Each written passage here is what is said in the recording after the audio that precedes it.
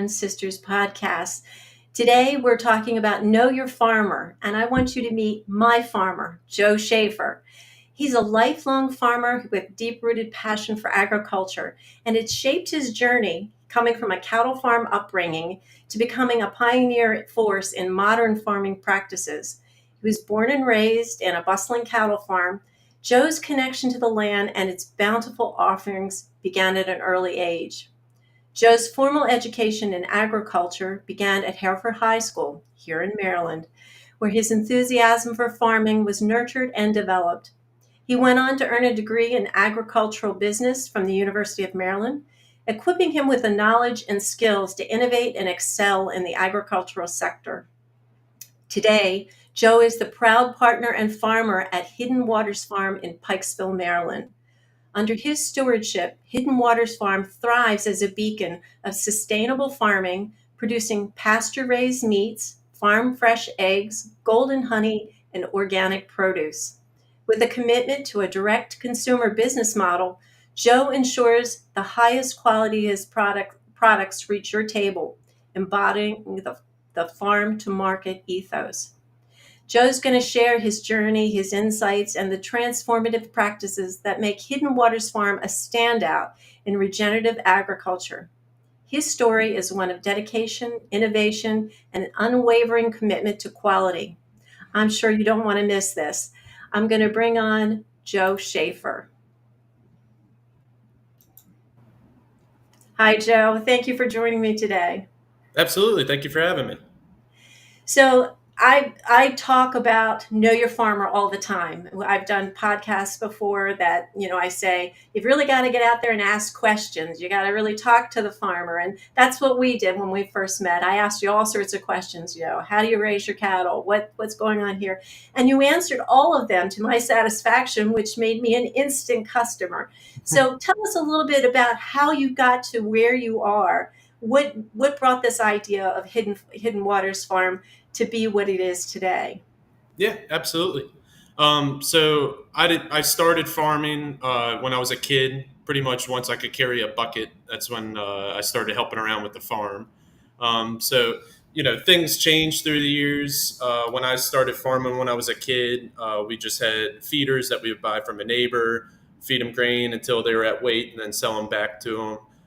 So just through years of just educating myself with how other farms do it, the trend of people, the consumers, what they're looking for, I got to, where we are today, Hidden Waters Farm, where we raise everything 100% on grass.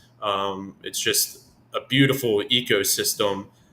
When I went to visit Joel Salatin's farm, and before that, I was doing a little more commercialized agriculture. And when I went to his farm, it was like a lightning bolt struck me, where I thought you had to have a 5,000 chicken house and have a contract with Purdue in order to raise chickens. And it just took me by surprise how you could do it on such a small scale. So I went home, never owned a pig before, never owned a meat chicken before, and I bought them. Built my first chicken tractor. And it was just, an amazing feeling just being able to raise animals in a more sustainable way. And you could tell the health of the animals significantly went up by applying these types of practices. How we are today, we're non-GMO, we're soy-free. The whole entire farm is chemical-free. Beef is 100% grass-fed, grass-finished. So we just work with nature instead of against it. What a beautiful concept, the way it should be, the way it should have always been. And I have to tell you, not only does it make for a better life for the animal, which is beautiful. I mean, that is absolutely the best way to raise animals, where they're happy and healthy, while they have their lifespan. But it also affects the taste of the food. I'm by far, you are my farmer. I buy my meats and some of my produce from you, and I get my eggs. I have a subscription for eggs. They are by far the best I've ever tasted. I mean, Thank you. rich colored eggs. They're not that kind of milky yellow thing that you get at the grocery store. They're deep orange and they're so buttery tasting. They're almost like duck eggs sometimes. They're so rich in Yes. flavor. So I have to tell you, I your sustainable practices have made for great food. Yeah. Tell, Yeah. tell us a little bit more about Hidden Waters Farm itself. How did it get to be? Yeah. So it was just, I don't even know how to describe it. It was just destiny. My business partner, Tom, he was settling, there was a piece that was able to get developed off the farm, and he was going in retirement, but I do not consider him retired at all. He is still very active. He bought the development piece to get it ready to sell to the home builders, and the person that owned the farm just lumped the farm in it. It's an ag preservation, so a lot of people don't see, a future with that type of farm where, most of the time people just lease it out to a farmer for a few $1,000s a year. They have a tax write-off. So lumped it in with the development piece. And Tom was a farmer growing up. His family lived in Illinois. So he had that background, and he moved to New York when he graduated high school, saw bigger, better things in his life, became an architect. So it's funny, he came full circle. So he came down the driveway after he purchased the farm, and the farmer was putting corn in like they've done 40 years every year. No other crop, no cover crop. So it really took a hit on the land. But when he came in, he saw just a big dust bowl from the tractor going across the field, and he's like, I can't believe this is happening inside the Beltway, and it just could be so much more. He just saw such a future for this place. So he's big into organic food, eating well. The health of the animals has always been a priority. So he just started looking for farmers to connect with, got cover crops in, and one thing led to another, and somebody recommended him because I was doing this on my family farm, and it was, my wife calls it a romance book. Like, we both just mended so well together, same personality. And I just started spitballing ideas to him. Like, you could raise everything right here. You have all your customers in a stone throw away. And that day he's like, you want to partner with me and do it? And I was like, sure, sounds like fun. So that was Wow, just over 2 years ago. that's excellent. Well, we Yep. do have a question. Let's bring it up and see if you can respond to it. So the Sure. question is, can you explain more of what it means to be a regenerative farmer? Yeah, absolutely. Um, so it's a more of a newer term. I think like in the 5-10 year range. So sustainable was one of those. I'll start with this. There's always, with agriculture, there's always going to be these kind of like hot topics. These words that people use to kind of make their farms stand out from other farms. Sustainable was before regenerative, so now sustainable is regenerative. So the mindset with that, and I never liked this with sustainable, is to sustain something just means to plateau. It doesn't mean to go up. So regenerative is a better term at the moment because it means that you are increasing something or making something better. So the mindset with regenerative farming is you are making it better year to year, day to day. You are putting something into the ground to make it better. So regenerative farm to me means you are increasing organic matter, you are learning new practices to make the land better, you are just constantly evolving with nature in order to make it better than you had it yesterday. Wow, what a great answer. Love that concept. Yeah.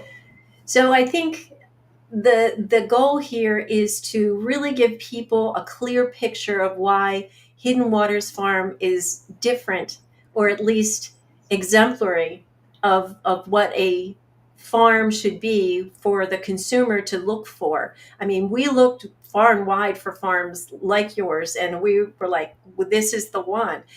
What brought you to that thought, and how did it get to be that kind of farm? It started with the Joel Salatin visit. I loved his transparency. I've always been like that with my farms. Like, I used to sell quarters and half beef, and I would let people come out to the farm, see how I raised them and everything like that. Um, what really attracted me was how simple you could make things, and the more simple you made them, the better the health of the animals. So with everything on the farm, everything is really simple. It revolves around the soil and the grass. You just move everything constantly. You're basically changing their bedding every day. So they're there, they're dropping their litter or their manure, and then you're moving them rapidly. So it's like a migration around the farm. So I find that interesting, and I knew the customers would find that interesting. So I am just an open book, and I think that's what really stands out to us compared to other farms. Most of the time, you just see their website, you buy something, you never see them, you never meet them. Most of the time it would say like product of the USA. Have no idea where that is. They could tell you they're doing everything that you want them to do, but they really might not be. There's a lot of greenwashing in the world. So we're utilizing the location of the farm because we're so central in Maryland. We're inside the Beltway where you can see it. Like we have neighbors that watch us move the cows every day. I got a tickle out of it was our first year having cows here, and I was moving them, and there was a man on his porch drinking coffee watching me move the cows. So there's like eyes on That me would be wherever I me. I'd be out there watching the cows go. moving. I'm Yeah. always watching the animals. I love that concept. Yes, yeah, it's like meditation. I could sit out there with the cows, enjoy a meal. It's just so relaxing to me. The sound of them, pruning the grass. It's a really nice feeling, and it feels good. And when something feels good like that, it's meant to be. Yeah.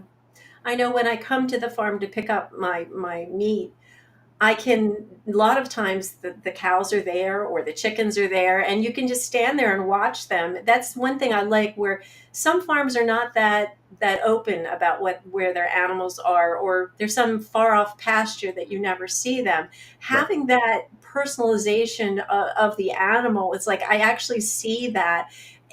Sometimes it's a little sad that I know that it's going to become my meal at some time, but I hate to say it's like the circle of life. So Yes. I just, I'm there and I'm thankful. I thank the cows every time I have a meal for, living the good life they did with you. But I think one of the things that people want to understand more than just, how the animals are raised is talk about how your market centers around, focusing on getting customers the best quality foods. Even if you don't supply it, there are opportunities. Talk about your market and your subscription system. Absolutely. So I take pride in what we sell. Like all the meats are from the farm, the eggs from the farm, the honey's from the farm. So those are the things that I make our staple in our farm market. So we grow a handful of produce here ourselves. We all the produce that we get is other neighboring farms. We're 100% seasonal, which drives people through the roof, but it's just the way that it is. People will come in the springtime looking for apples and stuff like that, and they get kind of flustered, but it's the way it is. So everything in the store it gets vetted through us. So all of our customers are very particular in what they eat. They want the healthiest. They want to make sure that start to finish, if it was an animal or produce, it was treated the best that it could be. So that's what we do in our market. And then we also have subscription style boxes. We're starting to make it more of like a membership style box where, some farms are just 100% CSA. So we're kind of taking that model where, if you are like a member and you're a subscriber to the box, you are like a part of the farm. Like you're the one month to month helping us out. And I want to start doing like dinners on us and farm tours and all that kind of stuff where you're just involving the customer on a whole nother level. Even customers that come in and just grab a couple things weekly, they already feel like family. I get that feedback all the time, and that makes me feel so good because it's what you want. Like it's supposed to be a give and take relationship. Like I want to raise this the best that I can, and I also want a customer that sees that and appreciates what I do, and having that symbiotic relationship with the customers is just it's a really nice feeling.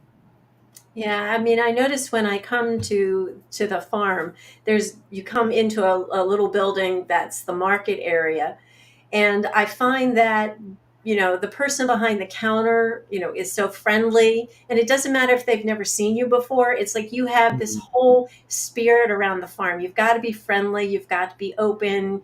We talked to the one person behind the register one time. We had a whole bunch of questions for you, and they're taking notes, and it looks like they're texting you. And we're like, "What are you doing?" She's, "I'm telling Joe exactly what you're saying." And it actually floored me. It's like, you are so open. I have to say, and I'm totally transparent here. Sure. You actually wrote us a handwritten letter.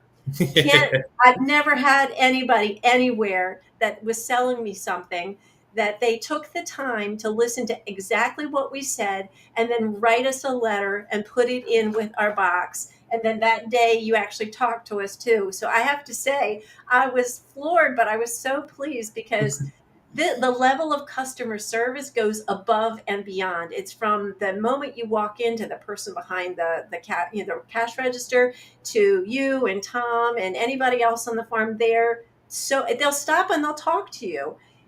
The other thing I wanted to mention or have you actually talk about are the events you hold at the farm, because I know every time we come to an event, it's packed. First off, everybody wants to come. There's a lot of food that you have. There's, music. It's such an exciting kind of atmosphere. Tell them that concept too of how you're drawing the community into the farm. Sure. Yeah. And thank you for all that, by the way. That really means a lot for you to point all that out. So our events, we it's all our meat for the event. So if we're having like a harvest fest, which is usually our biggest thing in October, we do like a whole hog barbecue. We smoke chicken drums, sausages, and everything like that. So the main reason for that was to get people to the farm to try our product, and it's been turning into so much more. It's when we started the farm, we wanted this to be a community farm. Like we wanted, local customers, everything raised right there, and just have it for how the consumer wants it. Like transparency, we're right at your doorstep, everything's right there. And so we're like, we could have, these events where, we can highlight our products to people, in the community. And it just has turned into such a great thing. Like everybody's excited about everything every year. We have like a local band come. They kind of do like folk music. There's a local brewery that comes. There's a local coffee shop that comes. So everybody that's there, like vendors, they're all local businesses that we love their product. We love what they're doing, and if we can help them by having them there to highlight what they're doing, then it's a win-win for both of us. But yeah, those events, it's amazing the turnout that we have. There's no other farm like us in a good distance away, especially inside the Beltway. We're the only farm. So the way that we do things is rare, and the location that we are is rare. So when we have events like that, and most of the time people drive by and they still don't know, what's going on at the farm. So those events help. They come and they see that there's animals and produce and stuff growing. They're like, I had no idea this was right here inside the Beltway. And it's like, yeah, Right. like been here for a couple of years. So we have another question. Sure. So when is your next event? Next event would be the Harvest Fest. So that is October. I'll tell you right now. That is October 12th. So it's Tell us a usually, little bit about it. How will people, know about the what's going on at this harvest event? yeah. So we make some social media posts. We put banners out in the front of the property. So most of the time, it's like always right before Halloween. So that's like one of my favorite times of the year. So we do like pumpkin carving for the kids, face paintings, hay rides. So I actually take you around on the tractor and drive you around the animals so you can see how we're raising them. A lot of little fun stuff like that for kids, parents. Like we have the breweries come out, the coffee, then we do the whole hog barbecue. So it's just a really nice atmosphere. We have like a nice patio area where you can move chairs around where you want and picnic tables. So it's just a nice, relaxing event where people can just sit and enjoy the farm. So you had said that you're on social media. Why don't you tell us exactly where you are so people can follow you if they're interested? Because I know, being in Maryland, I've contacted my local compadres and said, "Hey, you got to check out this farm. Where can they follow you?" Yeah. So Instagram and Facebook, we're at Hidden Waters Farm. And then our website is hiddenwaters.farm. And the social media account, Instagram, I'm the heaviest on. I've found that the easiest to use.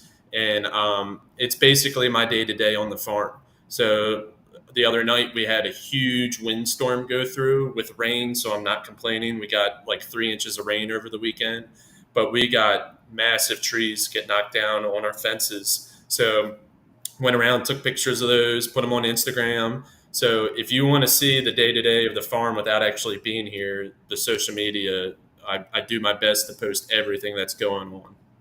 So give us a little bit of the flavor of what day to day is on the farm, because to me that's really interesting. I know my husband wants so desperately to come up and Yeah, work with you at least one day because he just loves it. He wants to be with the animals. He wants to experience it because we love farming. We hope it's in retirement, which is kind of a silly thing to have our own little farm because it's just a nicer, quieter, probably busy, but yeah, a quieter kind of life.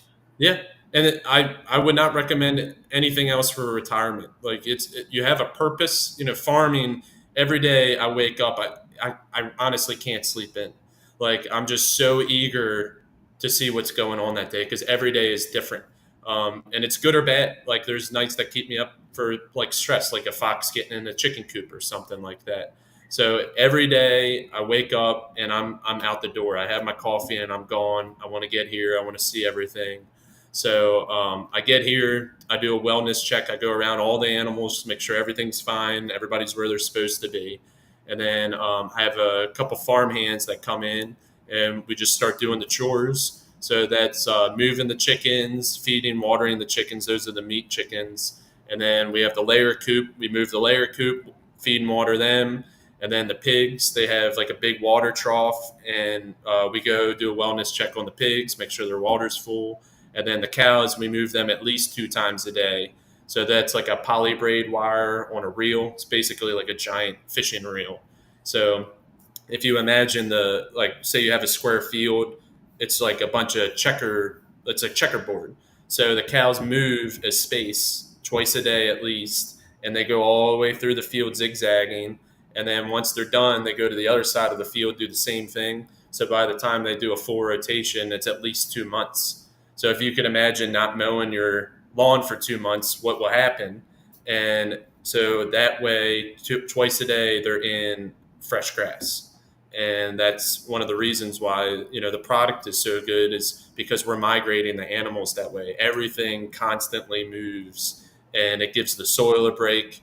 It gives the animals fresh bedding every day, fresh salad bar for them to eat. Everybody eats the grass and the clover.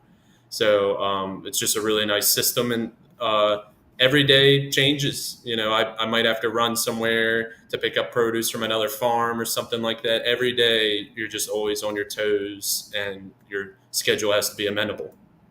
I hear it's also good for the soil to have the cows moved to different areas. It gives time for the soil. I'm going to use the word regenerate because I can't think of another Yes, one right now. And then the grass to regrow, and it basically makes for better food for the cows. that's exactly right. So it's a compounding thing, like you said, it's regenerative. So every time you do that and let the soil and the grass rest, it comes back better than it was previously. So the story that I always loved, which is the bison in the Midwest. So when we started exploring this area when Native Americans were here, they couldn't count the buffalo. There was so many where it literally filled up the horizon. The estimate was 25 to 50 million in a herd. So that's the corn belt now. So we are able to have this fertility out there growing these crops because of a ruminant animal. So they would migrate through the plains.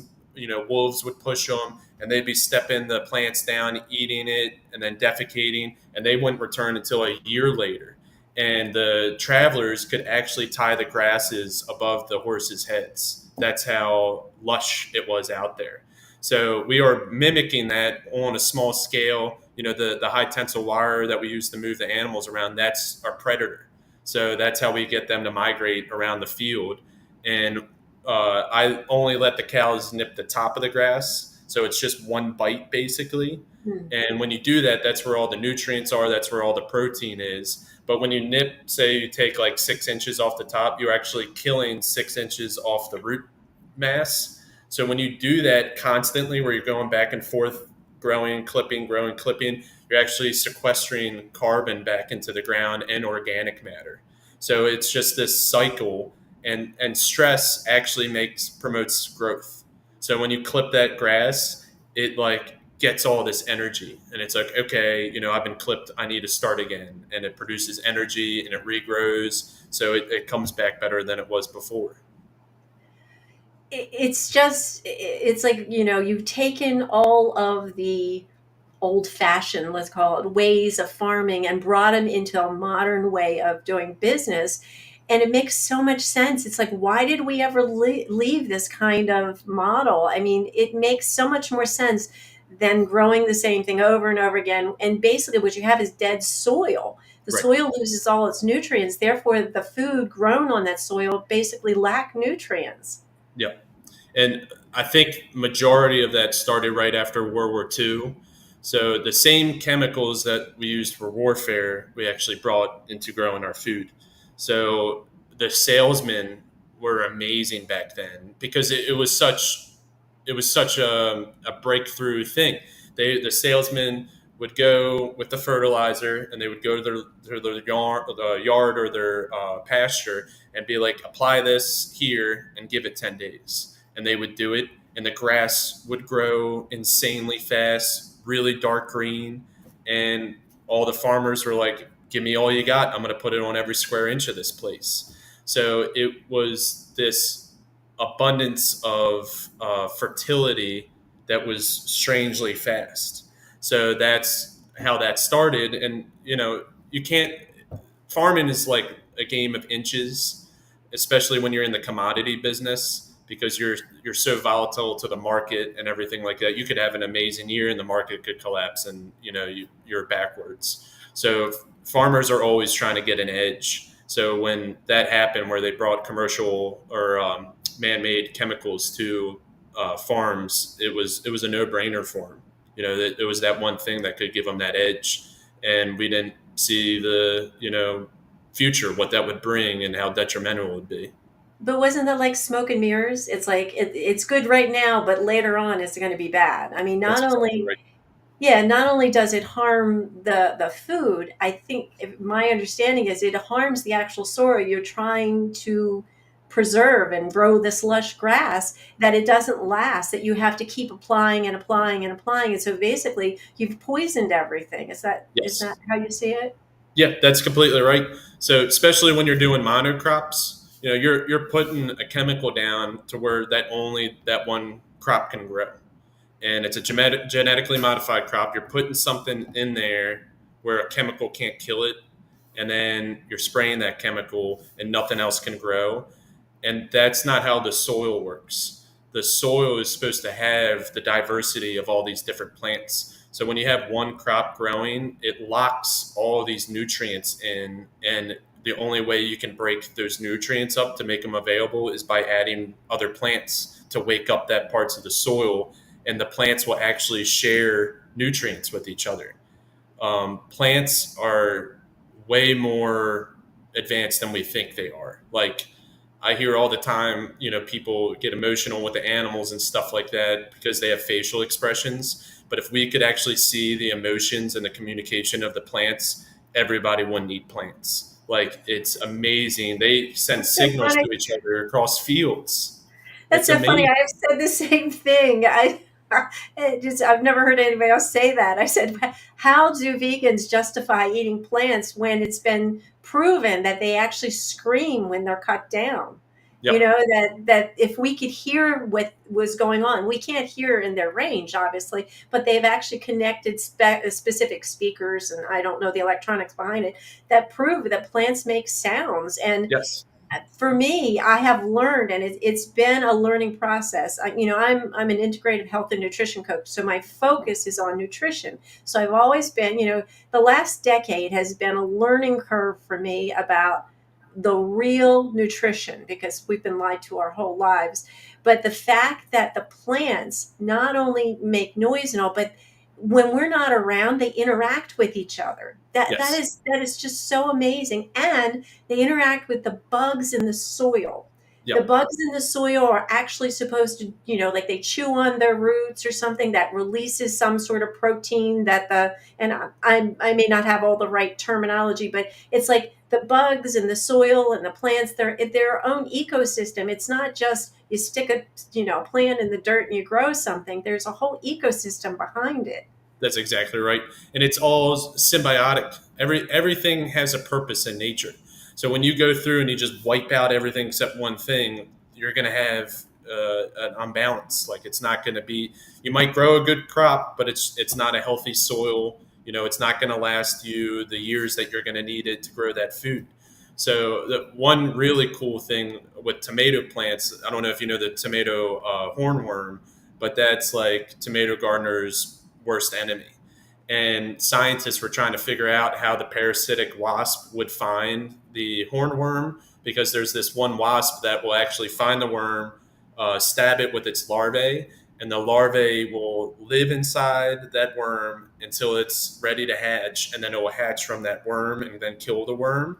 So they were trying to figure out what attracted it. So, you could tell people, hey, put this in here, this will attract it. So they would nick the plant and see if the wasp would come. It wouldn't come. And they would do all these different type of things. So then they're like, well, there's something missing with the plant and the worm, a type of relationship. So they actually took a swab of the saliva of the worm and put it in the cut of the tomato plant. And they were actually able to, like, I don't know what type of camera they used, but they could see a pheromone get released from the plant. And the wasp came when that pheromone was released. It knew the host that it needed was there. So the tomato plant releases the bat signal for him to come and takes that worm out. Yeah, come save me. Yep.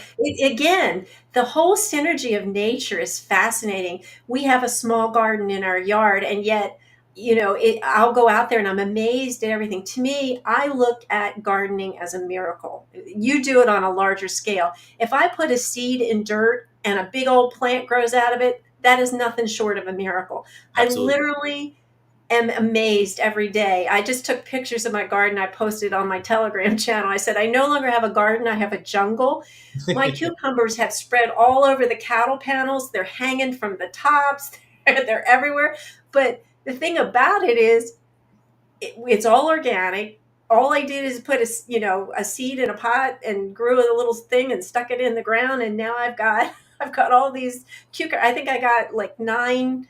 They were like 10 or 11-inch cucumbers, and I'm like, I did nothing. The plant Yep. did everything. Nature did everything. The bees come every day. The moths, the butterflies. I do nothing. I go out there and I make sure that it's watered, Right. and I'm just so amazed. So I can only imagine, with your passion for farming, how amazed that you are every day when you see these things, that you come in and you're like, there's something else growing, or there's another animal. Tell us about, do you have, the young of the livestock? Do you breed them also? Do they grow on your farm? Yeah, so we get day old chicks, so that, like they hatched on the way to us, and then the pigs. I'm best friends with the man that breeds them, so I'll go there. I can help them with the pigs and all that kind of stuff. So I'm there start to finish, and then the beef. I have a couple farmers that I'm good friends with, and I know how they raise everything. So we'll get the chicks and the pigs when they're like little babies. And then I used to breed the cows myself, but that's just with demand. I just started buying other people's calves, and I've delivered a lot of calves in my life. I actually used to work for a farm where we would do 200 calves a year. So it's like you said, it's nothing short of a miracle, like how things can happen. And I'm a person that loves to find the reasons why. So if you see something really cool, I'm always like, I wonder why that happened, and you like trace it back. And that's why I love farming, because there's so many day-to-day things like that where you just see something really interesting. You're like, why did that happen?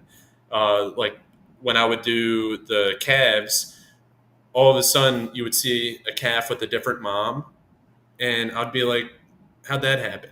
And the hormones kicked in on the cow that was having her calf, and she didn't have it yet, but she thought she did. So she would actually take another cow's calf.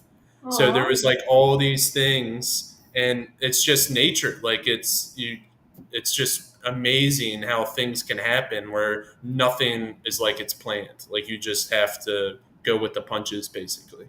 sounds beautiful. Do have another question for you. So, do you find animal illness is greatly reduced being chemical free and grass fed? I'll give you an example. Since switching 5, 6 years ago, I have not had foot rot, pink eye, no cattle illnesses since I started doing this. And the biggest reason is you are moving the animals. So in a more commercial setting, like if you have them in a feedlot or something like that, that is just like a festering location where all these bugs and viruses and stuff are just multiplying at a super rate.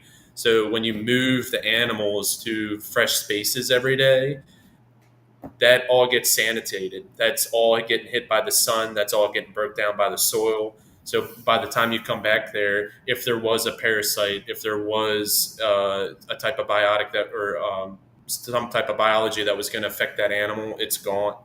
So it's amazing the health of the animals after switching from a conventional style of farming to the next. And when you're chemical free, you're keeping all those good bugs. So when you're always using a chemical or something like that, you are killing everything, good and bad. And just like in life, what's always the first thing to come back heavier and stronger? It's the bad things. They're always the ones showing face first. So you always have to be ahead of them, and you're trying to do that by being proactive with the soil, keeping it healthy. Yeah, I understand what you're saying. I think that it's true in all things. I mean, it's true with people. You take more medication. It seems you're winding up taking more medication after that to for the complications of the previous medication. But with animals, it feels like the happier, healthier they are, not only does it make for their better life, it makes for better meat, obviously. It makes for um, just overall better quality of things. What do, this is maybe out of your range here, but what do you think of the CAFO, the commercial agriculture farming, where they are mass just herded into these shelters, for lack of a better word. I don't even know what to call them, and just they basically have no quality of life. Right. What's your thoughts on that? So I'm going to touch. I forgot something. So with the health of the animals, if you put us in perspective, if you're going to McDonald's every day, you're going to run into health issues. So if you are an animal like grain-fed beef, it creates an acidic stomach. So if your stomach is out of balance, you're going to have illnesses that you would never have had if you had a healthy stomach. So by being grass-fed, by being the omnivores having healthy grains that they would get in nature, you're creating a healthy animal that won't have sicknesses because their immunity is through the roof. Um, but to the CAFO thing, that's the same situation where the chemicals were created. We were able to grow these crops at an insane level where every year they were doubling production. So we had this surplus of corn and grains that we didn't know what to do with, and that's how the seed oils became a thing. But we never fed grain to cattle before we had this abundance of grain. That just became a new thing. So since we were able to grow grain so quickly, we pulled the animals in, started growing the grains where we were keeping the animals, and then giving the animals the surplus of grains. So that's how it started, and it hasn't stopped. Like it's just this machine headed in the wrong direction where we're getting more and more efficient at something that is going to collapse. So I don't know if these CAFOs will ever, not exist. There's always this struggle with affordability of food, and I think that's what keeps these CAFOs alive. Is they're producing food at a cost that is unmeasurable, like what is at the grocery stores and stuff like that. I'll never understand how they're able to be able to raise the animal. Someone buys it, has all these processing costs, and then they're able to sell it for what they're doing. Um, Well, it's it's it's very simple. It's government subsidies. That's The exactly government right. subsidizes this commercial farming, which is lower quality food, and they subsidize things like the corn industry. So they're making corn, volumes of corn that are typically GMO. So being genetically modified, it doesn't have the nutrient quality, and that is being fed to the animals who are, in these being housed in these warehoused basically, and Yep. they're getting this horrible food, and they have no, you can't get quality food when you feed the animal such a poor quality. So personally, and I, again, this is another thing I've said and I continue to say it, all those subsidies need to go away.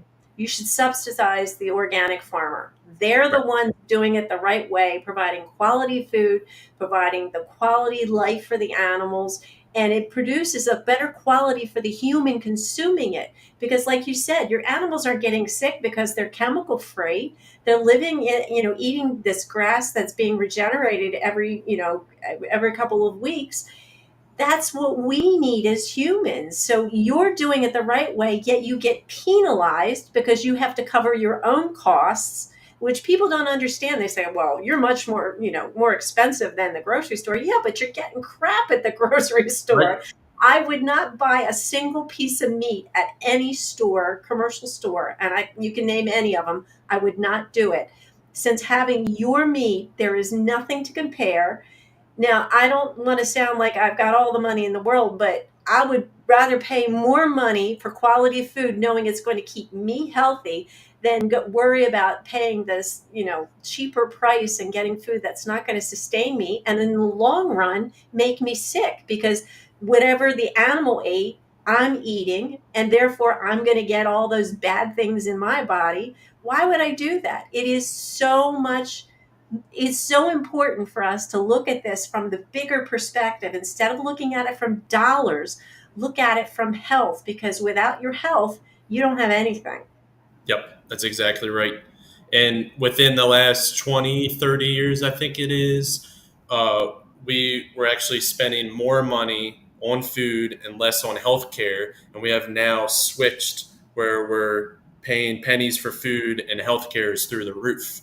So that is just a night and day comparison where you are sacrificing, your health today, by buying that cheaper item that has no nutrients, that wasn't raised right, and it's going to affect your health later on. And it's a spiral. Once you do that and you have all these health bills, you can't afford the food that you need anymore. You're stuck in the hole paying for the same, bad for you meat, don't know where it's coming from. So it's easy to get in that cycle once you start having those health problems too. Somebody just posted, you pay the farmer now or you pay the doctor later. And Exactly. believe me, the cost is worth it. If you live with good food, good quality food, and you're healthy, people say, oh, when I get older and I get sick, there is no such thing. You get sick because you're not taking care of yourself Exactly. now. So if you Yep. take care of yourself now, getting older is just adding another number, another digit to your age. It has nothing to do with getting sick. So it's really important. And that's why I say I'd rather pay the higher cost now for quality food and then not have to worry about, do I have enough to pay for whatever treatment I need because I ate poorly and now I'm sick and I've got some sort of disease. That that to me is mind-boggling how people are so their focus is so narrow. They only see right now the dollars in front of them instead of the long game, that I want to live long, healthy life. I want to be able to enjoy it. I want to be able to, be active in my older age. because you can't do it if you're eating poorly. You're not getting the nutrients your body needs. And whether it's animal or whether it's plant, it doesn't matter. All those nutrients have to come from quality soil. So it starts from the farmer. So That's for exactly that, right. I thank you for having this wonderful practice of regenerative farming. Thank you. Thank you for your support. Like I can't do this without people like your support. So I thank you. Oh, it's a partnership, the way I look at it. We are my husband and I are partners with all of our CSAs. We look to you as, our meat CSA. We do have another one for larger quantities of produce. But I mean, we get our meat and our eggs from you, which is, the main staple of many meals for us, your proteins. If I couldn't find a really good farmer, I'd still be out there sourcing from different places. We drive around all the time looking for just the right things because we don't settle for less Right. because we value our health. And so having found you, it's like so important to us to make sure other people know that you're there and that how much you care about the farm, how much you care about the animals, how much you care about the whole concept of regenerative farming. I mean, when we talked to you the first time, we got your passion for farming, and that's what really drove us to really talk to you and find out the whole scoop. And so I want everybody to know about you. Tell everybody where they can find you, the website, your hours that you're open, just everything you can tell us. Sure. Yeah. So the quickest way you can do that is hiddenwaters.farm. So that, basically sums up everything we talked about, what we do on the farm, our offerings and everything like that. And then our store location is at the farm. That's 3250 Old Court Road, Pikesville, Maryland, 21208. And we're open Tuesday through Sunday, 11 to 6. And then if you want to see the day to day of the farm sitting on your couch, you can follow us on Instagram and Facebook, Hidden Waters Farm. And I'm always at the farm. Sometimes I'm up at the store. Sometimes I'm doing farm work and stuff like that. But you can email me if you have any questions. I'm pretty quick on emails. I'm pretty busy, but I love feedback. I love questions. So fire them away if you have any. So I'll be sure to include, if you're okay with that, I'll include not only the link to the farm, but I'll include your email if you want people to directly contact you. I just feel it's so important for people to have a farmer they can trust. Now, living in Maryland, it's a pretty small state, so we can travel pretty much an hour and a half in any direction and be to the end of the state. Yeah. So we're very fortunate that you're right there, smack dab, almost in the center in Baltimore County, that Yep. we can, everybody. It's almost accessible to everybody, even from the state lines that they can come across to see you. What I think is important is that people can look for these things in other areas. You don't have to be in Maryland. That's the one thing. You just need to look for people who are doing regenerative farming. Is there some sort of association or group that you belong to of farmers that do this? There's a couple neighboring farms, like there's Grandview Farm and Third Way Farm, that are very close to the farm that are doing these types of things. And then there's eatwild.com, and that has all the regenerative farms and their websites and what they're raising and stuff on there. So if you're in another state, go to that website. You literally just click on your state, and then it brings up the whole sheet of people doing this style of farming, right there. Most of the people have websites where you can see their availabilities and everything like that. Well, I don't know. My husband's the one that found you. I'm not sure how he found you, but I am so grateful that he did. One of the things that I find to be interesting, like you said early on, that people will come in looking for apples early in the season, they aren't there. It's very interesting. You come in and see the different kinds of fruits and vegetables that are available at that time. And I think it's a different mindset for people that we've had grocery stores that are, trucking these things in for hundreds to thousands of miles. Yep. And then you get this fruit that was picked too early, and it's kind of dead fruit basically Right. by the time you get it. That when I walk into Hidden Waters, I see that. I know it's fresh. I know that it's just come, either it's come from your field or it's come from a local field. and it's been picked at the right time, so it's ready for me to eat. It's a concept I think that needs to come back. I've talked about it before too, that eat local, eat in season. Is there any like words that coming from the farmer, like how you feel like people need to embrace eating and enjoying food at its fullest rather than just, I'll eat whatever's there kind of thing because they go in the grocery store and this is what's there. How does it work on the farm? What's your philosophy of eating fresh, eating locally? I mean, there's a lot of reasons, but like my biggest one, the taste is insane. Like if you we have strawberries this year. We had only a week of strawberries because we were having so much rain. So true organic, no BS strawberries, they don't last long. So with the rain, they literally lasted a day.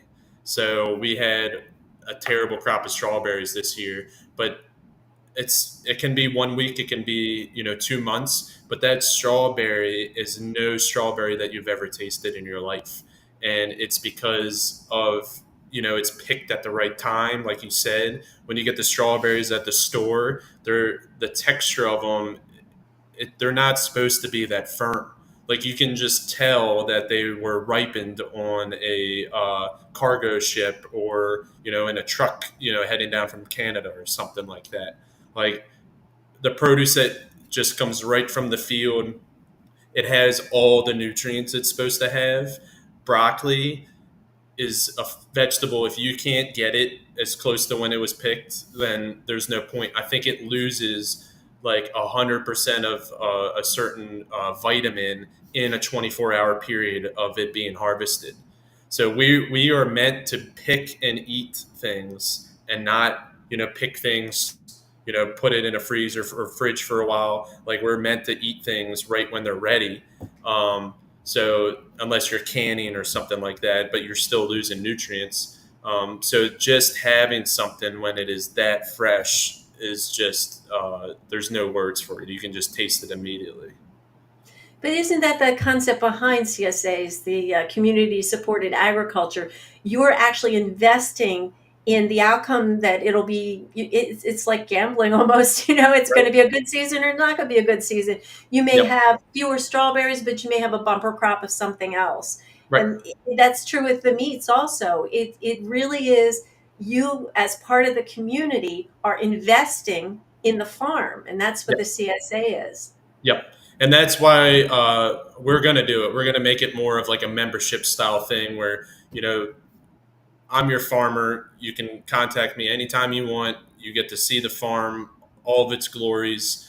We want that connection because of the CSA. Like you see our ups and downs, and you're still there supporting us. Like there is no better customer in the world than someone like that, where you understand that farming isn't the same as it was yesterday and it will be tomorrow. There's things that get in the way, like the fox getting in the hen house. That happened to us when we were first starting to farm. The eggs were flying off the shelf. Everybody was loving everything. Fox gets in. Now we have half the amount of eggs, and people were off the wall. They were mad. They were coming in. We didn't have eggs, and I'm like, I'm sorry. Like we got to wait for the new chickens to mature. Like it's just going to take time. This is the type of farming where you don't make shortcuts. So uh, people that understand the ups and downs with the farms, they are our best customers. I think this is where it comes down to a mentality shift for the customer. I think we need to stop looking at food as being such a commercialized thing. Yes. Food is, our fuel for our bodies. And just like some people will drive out of their way to go to a certain gas station because they like that particular fuel for their car because they've got this Right. really expensive car, yet they will go to some cheap knockoff or big box store and buy the least expensive thing for themselves, and they don't realize they're not investing in their health. And I can't say it enough times. I think it is so important that you change that, what you said before, get that health cost down, get that food cost up, because the value of food greater is, it just outweighs everything else. If you don't have quality food, you can't have quality health. Yep. We don't live on air. We have Yep. to eat something. Whether you eat meat or not, you still have to have food. And even the vegetarians and the vegans have to have quality produce. You can't grow it in poor soil, because then the plant itself doesn't have the nutrients. And so I think you're doing just the right thing. We just need to help people shift their mentality. And if I can get out there and tell people this is the way farming should be done, that's what I'm trying. That's my goal. This I can't be a farmer. That's not in me right now. But I'd love to do it in some, when I have the time and the space to do it. Probably not to the extent you do. I'm not looking to become a commercial farmer. I just want to do it for myself. But I really think people need to value the farmer. They value so many other things that are ridiculous. I mean, I don't get the idolatry in this country, of celebrities or athletes. I don't say I idolize, but I value farmers. Farmers are probably the biggest component that's going to give us what we need. I mean, how else are we going to get the food we need in the quality we need if we don't have farmers like you? So I thank you so much. Thank you for all you do, and thank you for coming here. Any last words you want to offer? No, I thank you for all the kind words that you've been giving the farm. It really means a lot. Like that's the day to day of the farm. When I see people's reviews, or I hear customers when they come in and they rave about something or they compliment it, it just makes every day better. Like, being a farmer, you have your really rough days, something doesn't go right, and having customers like you, it just makes everything every day a little bit better. Well, hopefully we can get you some more customers like me, because I know there are plenty of people out there who do think like me, who do value good food, and who do value the the high quality and the passion you put into your work. And for that, I thank you, and I thank everybody for joining us. I think please, check out. I'll put all the links below this podcast, so you can check out Joe's farm. You want to contact him, or just drive up and visit. It's fun. It's right in the central heart of the county, and it's a lovely drive if you take the back roads. I don't take the beltway, but the back Nope. roads is a lovely drive, and the farm's beautiful, and you get to see the animals. And Joe is a great guy to talk to. And again, thank you so much. And until next time, I wish everybody well. Eat well. Find a farmer that you can trust. And until next time, God bless.